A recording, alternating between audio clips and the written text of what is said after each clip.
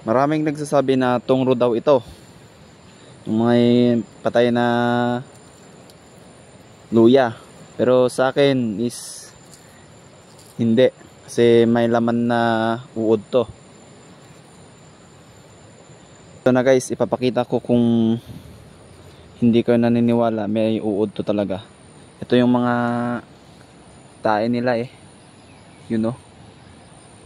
Kapag sila comfortable dito, lalapit na sila dito. O di ba? May butas pa. Kaya hindi talaga tungro to. May ano lang, may uod lang sa loob. Kaya ipakita natin kung may laman. Ito guys, para maniwala kayo kung hindi ko naniniwala. May uod to.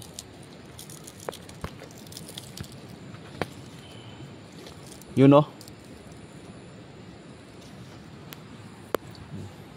Ito.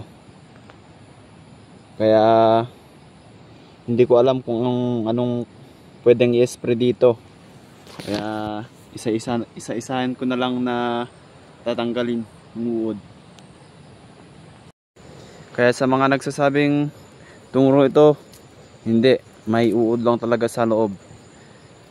So hanggang dito na lang guys.